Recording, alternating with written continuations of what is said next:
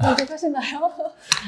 저는 사실 어려서부터 다른 직업을 생각해 본 적은 없고요. 법조인이 돼야겠다는 생각을 하고 있었는데 아무래도 뭐 가족들이나 주변에서 법조인들이 상당히 많은 편이기 때문에 그랬던 것 같습니다. 막상 변호사가 돼서는 생활에 나름 상당히 만족하는 편입니다. 저는 금융회사에 다니다가 변호사가 됐는데 비교해서 보면 아무래도 대우가 좋죠? 뭐 일하는 시간이 거기에 비해서 훨씬 길다는 게 조금 함정이기는 한데 장난이고요. 변호사라는 거는 사실 다른 사람을 얼마든지 도와줄 수 있다는 점이 제일 좋은 직업인 것 같아요. 친구들이나 뭐 주변 분들이 저한테 간단한 이혼이나 상속 그리고 회사 자문 같은 것들은 많이 물어보실 수도 있고 제가 금방 대답해드릴 수 있는 거니까 아무래도 주변 사람들한테 많이 도움을 줄 수 있는 직업이에요. 최근에 이런 일이 있었는데요. 아무래도 기술이나 세상이 많이 발전을 하다 보니까 법은 그거에 이제 따라가지 못할 때가 많이 있는데요. 저희 법인에서 얼마 전에 맡았던 지금도 맡고 있는 가상화폐 거래소 관련해가지고 사건이 그런 경우입니다. 가상화폐 거래소에 대한 제대로 된 규제나 아예 법률, 법령 이런 거 자체가 없는 거의 무법한 상태이기 때문에 한창 운영되던 가상화폐 거래소에 대해서 여러 가지 사유 때문에 처벌할 필요성이 생겨서 이제 국가기관에서는 이를 처벌하려고 할 때가 있는데요.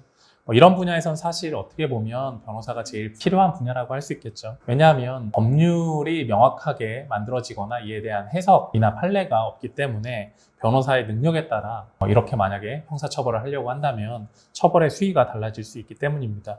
이러한 경우에 검찰이나 수사기관의 법령에 대한 해석 이런 거에 대한 허점을 찾아내서 검찰이 주장하던 무리한 사기 혐의에 대해서 혐의를 벗고 의뢰인이 석방되게 되었을 때 가장 큰 보람을 느꼈습니다. 이렇게 말하면 좀 그렇긴 한데 저는 아마 다음에 태어나도 변호사가 될 것 같습니다. 사실 돈을 많이 벌 수 있는 직업은 변호사 말고도 훨씬 다양하고 많이 있지만 하는 일 자체에 보람을 느끼고 정말 어렵기도 하지만 자신의 능력에 따라 새로운 논리도 만들고 다른 사람을 설득하고 좀 전에 엄 변호사가 말했듯이 다른 사람들에게 도움도 줄 수 있는 직업은 변호사뿐이라고 생각하고 있습니다.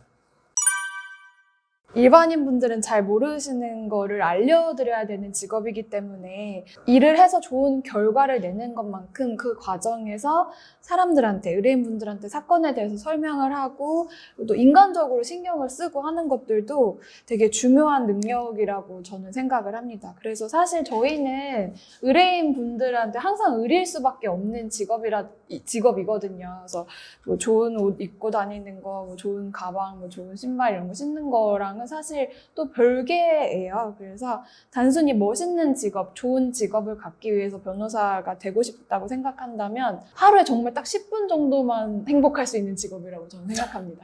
엄 변호사가 좋은 말을 해주셨는데요. 변호사가 사실 TV에서 나오는 것처럼 항상 좋은 옷 입고 멋있는 일, 멋있는 말만 하고 사는 건 아닙니다. 저는 항상 이게 백조 같은 직업이라고 생각을 하는데요.